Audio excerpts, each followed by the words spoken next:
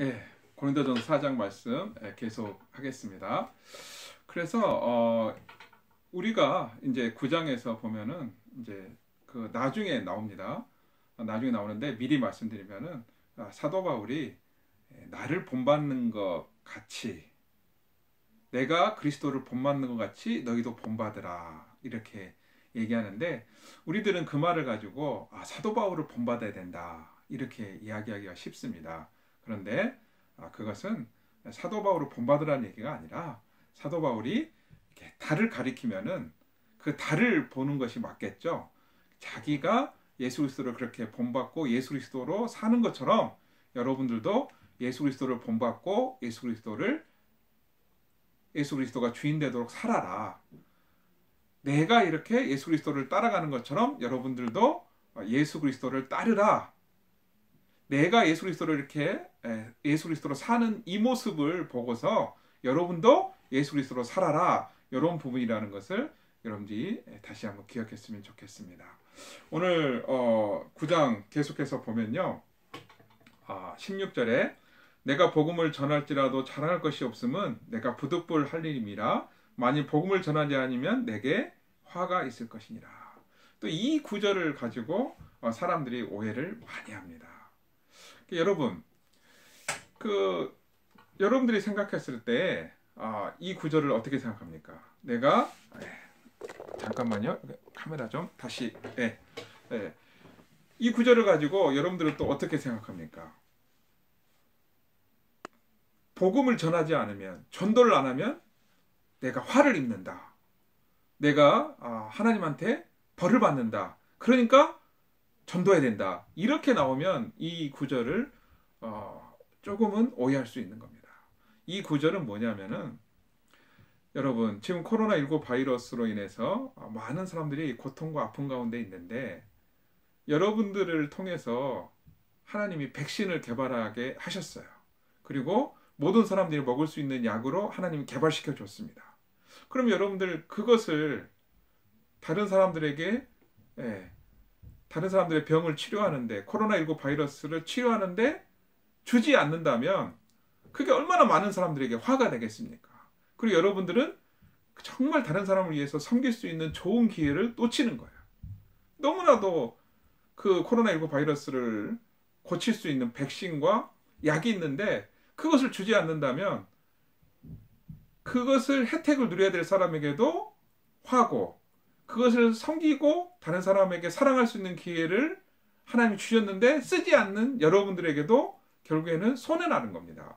사도 바울이 복음을 전하지 아니하면 내게 화로다. 이 이야기는 예수 그리스도를 믿으면 구원을 받는데 예수 그리스도를 십자가 부활을 믿으면 이 땅의 죄와 사망과 세상에서 자유함을 가지고 놓일 수 있고 하나님의 자녀가 될 수 있는데 그 기회를 제공해 줄 수 있는 자신이 그 복음을 전하지 아니한다면 그 사람들에게도 너무 손해고 자기에게도 그 섬길 수 있는 사랑할 수 있는 기회 하나님의 영광을 높일 수 있는 기회를 놓쳤다는 의미에서 화지 이것을 조건과 의무사항 절대로 해야 될 일로 이제 이거 하지 않으면 벌이다. 하나님이 벌을 내리신다. 이렇게 접근하는 것은 조금은 무리가 있을 거라고 생각이 됩니다. 정말 여러분들 안에 있는 복음은 너무나도 소중하고 보배롭고 존귀합니다. 그래서 하나님은 그것을 정말 여러분들 안에 계신 예수님에 의해서 정말 여러분들이 믿음으로 자발적으로 순종하고 그 예수님이 하시는 대로 여러분들이 인도하심에 따라서 여러분들에게 허용하시고 허락하신 만큼 여러분들에게 그 복음이 증거되어지기를 원하는 겁니다.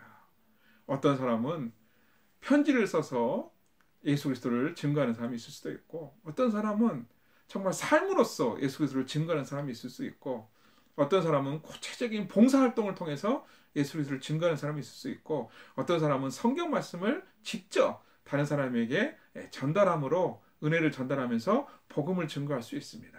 그래서 그 방법이나 그 여러 가지 구체적인 사항들은 하나님 여러분들이 허락하시고 인도하시는 만큼 여러분들이 순종하면 되는데 여러분 이 말씀을 하나님의 저주 복음을 전하지 않으면 하나님의 저주를 받는다. 이렇게 해석하는 것은 무리가 있습니다. 이것은 하나님이 인도하시고 허락하시고 여러분들의 은사와 여러분들에게 주신 하나님의 것을 가지고 정말 여러분들에게 하나님이 정말 자연스럽게 인도하시는 대로 여러분들이 그 자리에서 순종하면 될 겁니다.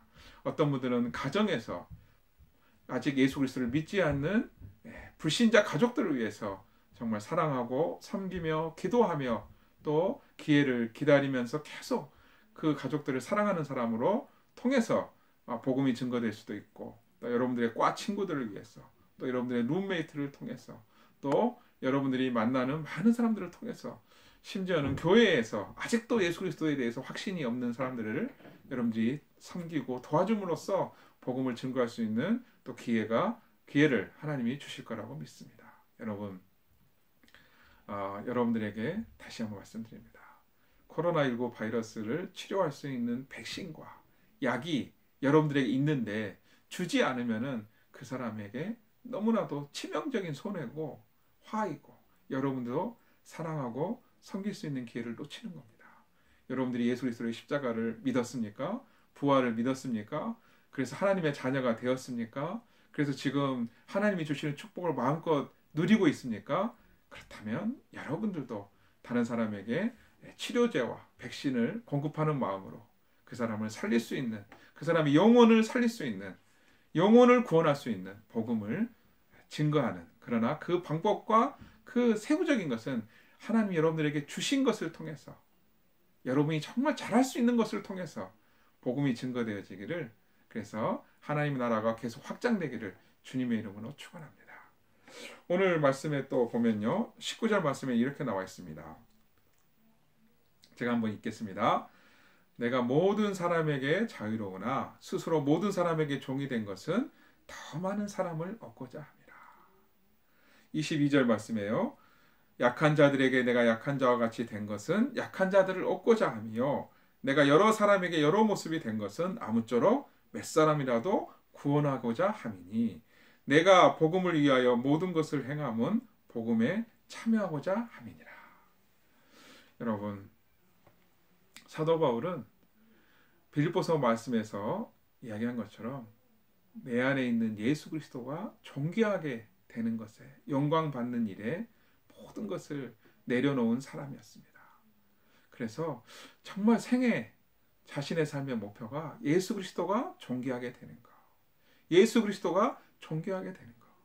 많은 사람들이 예수 그리스도가 주인 되어지고 예수의 십자가 부활을 믿음으로 영혼 구원을 받고 세계 선교가 이루어지는 것, 그것을 위해서 살았던 사람입니다. 그런데 그것이 무엇으로 인해서 그렇게 된 거라고요? 하나님의 은혜였다는 겁니다. 자기가 그렇게 훌륭한 생각을 한 게 아니고 하나님이 찾아오셔서 은혜를 주셔서 자기 마음에 그렇게 이끌어 주셔서 자기 삶의 주인 되어 주셔서 주어 동사로 자기 삶을 인도하셔서 그 길을 갔다는 것을 확인하고 우리도 사도 바울과 같은 삶을 살 수가 있다는 것입니다. 어떻게요? 예수님이 하시면 되는 겁니다. 그래서 여러분, 사도 바울은 참 여러 가지로 귀하고 보배롭고 존귀한 훌륭한 일을 한 사람이지만 사도 바울에게 주목하면은 우리가 또 비교하고 열등감에 빠질 겁니다. 사도 바울이 아니라 그 안에 계신 예수님이 하셨다는 것을, 예수님이 이끌어 주시는 것을, 예수님이 책임져 주시는 것을, 예수님이 함께 하셔서 모든 것을 하셨다는 것을 잊지 않으셨으면 좋겠습니다. 오늘 이제 10장 말씀을 보면요, 제가 지난번에 1절부터 그래서 11절까지 정도 여러분들에게 설교를 통해서 은혜를 나눴고요. 오늘 13절 말씀에 보면 10장 13절입니다. 이렇게 나와 있습니다. 사람이 감당할 시험 밖에는 너희가 당한 것이 없나니 오직 하나님은 미쁘사 너희가 감당하지 못할 시험 당함을 허락하지 아니하시고 시험 당할 즈음에 또한 피할 길을 내사 너희로 능히 감당하게 하시느니라. 여러분, 코로나19 바이러스로 많이 힘들고 어려운 분들이 있을 거라고 생각이 됩니다. 그런데 우리가 이 말씀을 놓치지 않았으면 좋겠습니다. 사람이 감당할 시험 밖에는 하나님께서 허락하신 것이 없습니다. 그래서 힘들고 어려운 부분이 있겠지만 분명한 것은 하나님께서 이기게 해주실 것이고 하나님께서 감당하게 해주실 거라는 겁니다. 우리가 낙담을 왜 할까요? 우리가 왜 포기를 해버리고 절망을 할까요? 내가 하려고 하면은 포기하고 절망하고 낙심할 일이 너무 많습니다. 실망스러운 일이 너무 많고 상처받을 일도 너무 많습니다. 그러나 하나님이 감당하게 하시면, 하나님이 하시면은 우리가 전지전능하신 하나님의 능력으로 말미암아서 이 땅에서 감당치 못할 시험이 없는 그런 삶인 줄을 믿습니다. 오늘 말씀에 보면요, 또 23절 24절에 이런 말씀이 있습니다. 모든 것이 가하나 모든 것이 유익한 것이 아니요 모든 것이 가하나 모든 것이 덕을 세우는 것은 아니니 누구든지 자기의 유익을 구하지 말고 남의 유익을 구하라. 여러분, 주님께서 얼마나 사도 바울을 사랑하셨으면 사도 바울이 일생을 하나님께서 이렇게 인도하십니다. 자기의 이익이 아니라, 자기의 유익이 아니라 다른 사람의 이익과 유익을 위해서 살게끔 하나님이 은혜를 베푸시고 인도하셨습니다. 사도 바울에게만 하나님이 이런 은혜 주시는 게 아니죠. 우리에게도 하나님이 이런 은혜를 주십니다. 우리에게 중요한 것은 무엇일까요? 계속해서 성경 말씀을 통해서, 기도를 통해서 계속해서 말씀과 기도로 거룩하여지는 삶을 살고 있으면 예수님께서 우리 안에서 너무나도 원하시는 일은 다른 사람의 이익을 위해서, 다른 사람의 유익을 위해서 내가 섬기는 왕노릇으로 사는 삶을 살게 해 주신다는 겁니다. 이런 삶의 기쁨이 얼마나 큰지 해본 사람만이 알 겁니다. 다른 사람을 위해서 사랑을 주고 사랑으로 섬겨보고 그 마음 가운데 정말 세상 사람들이 줄 수 없는, 다른 사람이 줄 수 없는 하나님의 기쁨을, 하나님의 만족을 누려본 사람만이 알 것입니다. 정말 이 기쁨과 이 만족, 이 영혼의 만족, 이 영혼의 기쁨을 누리는 여러분의 삶이 되기를 주님의 이름으로 축원합니다.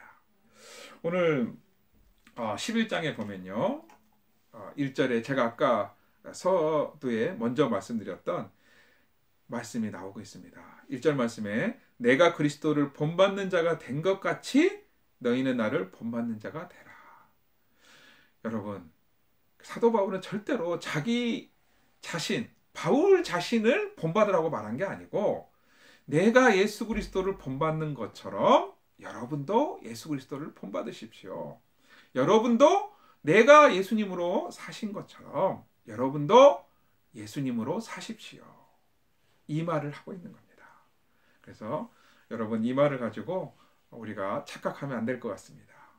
사도 바울 자기 자신을 본받으라는 것이 아니라 예수 그리스도로 살고 있는 자기의 모습처럼 여러분들도 예수님으로 살라는 이야기고 예수님을 본받으라는 얘기라는 것을 명심하고 다시 한번 여러분들의 삶이 예수님께 픽스온되면서 예수님께 집중되어지는 삶, 예수님을 따르는 삶, 예수님과 동행하는 삶, 예수님이 주인 되는 삶, 예수님이 주어와 동사가 되는 삶을 사시는 그런 사도 바울과 같은 삶이 여러분들의 삶이 되기를 주님의 이름으로 다시 한번 축복합니다.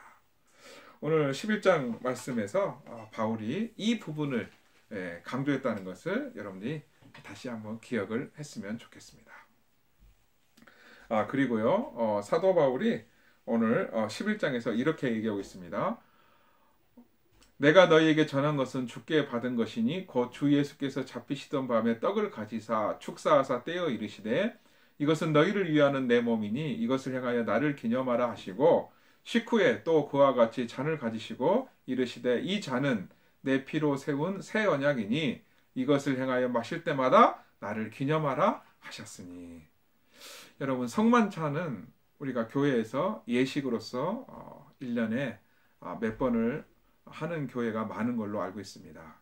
그러면 우리가 일상생활에서 성만찬은 어떤 것일까요? 여러분, 성만찬이라는 것은 예수 그리스도의 살과 피를 먹고 마시면서 기념하면서 예수 그리스도를 따르는 삶, 예수 그리스도로 사는 삶, 예수님이 주인 되는 삶에 믿음으로 순종하겠다는 결단의 의미가 있습니다. 그래서 우리가 일상생활 가운데서 매 순간 성만찬을 우리가 영적으로 할 수 있는 겁니다. 내 뜻대로 마옵시고 하나님 아버지의 뜻대로 하옵소서. 내 이익이 아니라 다른 사람의 유익을 위해서 내 자신이 죽고 내 자신의 욕망을 죽이고 내 자신의 욕구를 절제하고 다른 사람의 유익을 위해서 산다면 그건 성만찬의 삶을 사는 것이라고 할 것입니다. 또 이렇게 제가 여러분들에게 성경 말씀의 은혜를 나누는 것처럼 여러분들도 동일하게 다른 사람에게 예수 그리스도께서 자신에게 주신 은혜, 예수 그리스도께서 자신에게 주신 말씀의 은혜, 예수 그리스도께서 자신에게 주신 영적인 유익함들을 다른 사람들에게 나눠준다면 그것도 또한 동일하게 영적인 성만찬의 효과가 있을 것이라고 생각이 됩니다. 우리가 이 땅에서 하는 것은 어찌 보면은 세례와 성찬의 삶입니다. 내가 죽고 예수 그리스도로 살겠다고 하는 것이 세례 아닙니까? 성만찬은 예수 그리스도 살과 피를 기념하면서 정말 믿음으로 사는 거, 예수 그리스도의 은혜를 나눠주는 것이 성만찬인데 여러분들의 삶이 정말 영적인 의미에서 세례와 성찬의 삶이 되기를 주님의 이름으로 축복합니다. 자, 12장 말씀에 보면요. 이렇게 나와 있습니다. 형제들아, 신령한 것에 대하여 나는 너희가 알지 못하기를 원하지 아니하노니. 그래서 13절 말씀에 보면 우리가 유대인이나 헬라인이나 종이나 자유인이나 다 한 성령으로 세례를 받아 한 몸이 되었고 또 다 한 성령을 마시게 하셨느니라. 신령하다고 하면은 여러분들이 자꾸 이미지 가운데 산신령 같은 뭔가 이렇게 신비하고 뭔가 이렇게 카리스마 있고 장엄한 것을 생각하기가 쉬운데 성경에서 말하는 신령한 것은 성령님으로 사는 겁니다. 성령님이 주인 되시는 겁니다. 성령님이 주인 되어 주셔서 성령님이 이끌어 주시는 삶, 그게 바로 성령 충만한 삶이고 신령한 삶입니다. 그렇게 성령님이 이끄시는 삶을 살 때 우리는 그리스도 안에서 한 가족으로 차별 없이 사람을 육체대로 대하지 아니하고 차별하게 대하지 않고 다시 한번 성령님 안에서 하나님 안에서 한 가족 하나가 될 수 있다는 겁니다. 이렇게 사는 사람의 삶은 또 어떻게 나타납니까? 오늘 말씀에 보면은 18절 말씀에 보면 그러나 이제 하나님이 그 원하시는 대로 지체를 각각 몸에 두셨으니 22절이요. 그뿐 아니라 더 약하게 보이는 몸의 지체가 도리어 요긴하고 우리가 몸에 덜 귀히 여기는 그것들을 더욱 귀한 것들로 입혀주며 우리의 아름답지 못한 지체를 더욱 아름다운 것을 얻느니라. 만일 한 지체가 고통을 받으면 모든 지체와 함께 고통을 받고 한 지체가 영광을 얻으면 모든 지체가 함께 즐거워하느니라. 너희는 그리스도의 몸이요 지체의 각 부분이라. 여러분, 성령님이 주인 되시고 성령님이 주어 동사로 살아주시는 삶을 사는 믿음으로 순종하는 삶을 사는 사람의 특징은 그리스도 안에서 한 몸 된 한 형제요 한 자매 된 가족들을 사랑한다는 겁니다. 약한 지체일수록 더 사랑한다는 거예요. 그리고 허물을 덮어주는 겁니다. 용서하는 겁니다. 왜냐하면 성령님이 주인 되시고 성령님이 충만하게 역사하시기 때문에 그렇습니다. 우리 안에 긍휼이 역사하면요, 하나님의 긍휼이 있으면 약한 사람을 도와주게 됩니다. 다른 사람의 부족한 부분을 채워주려고 합니다. 그게 바로 하나님의 긍휼이 움직이는 것이고 하나님의 사랑이 움직이는 것이고 그것이 바로 성령님이 주인 되시는 삶이고 성령님이 충만하게 역사하시는 삶입니다. 이 사람이 바로 신령한 사람입니다. 여러분, 아직도 어떤 종교적인 퍼포먼스나 종교적인 어떤 카리스마나 어떤 신비롭고 뭔가 이렇게 대단해 보이고 장엄한 것을 신령하다고 여기고 있다면 여러분 성경에 다시 말씀에 귀를 기울이면서 말씀을 보면서 들으면서 교정할 수 있기를 바랍니다. 성령님이 주인 되는 삶입니다. 성령님이 주어 동사로 살아주시는 삶입니다. 그래서 다른 사람을 정말 사랑하고 다른 사람의 약함을 덮어주고 다른 사람의 부족한 점을 채워주는 그 긍휼이 하나님의 긍휼이 움직이는 삶, 하나님의 사랑과 은혜가 넘치는 삶, 성령님이 이끌어주시는 신령한 삶의 증거입니다. 우리 겟세마네 공동체에 그러한 하나님의 사랑과 은혜와 하나님의 긍휼이 넘쳐서 성령님이 이끌어주시는 공동체, 성령님이 주인 되시는 공동체, 성령님이 주어와 동사로 살아주시는 그런 우리 겟세마네 공동체가 되기를 다시 한번 주님의 이름으로 축원하고 여러분들의 삶 가운데, 여러분들의 만남 가운데, 여러분들의 교제 가운데 그런 삶이 가득 차기를 주님의 이름으로 축원합니다. 사랑하고 축복합니다. 할렐루야.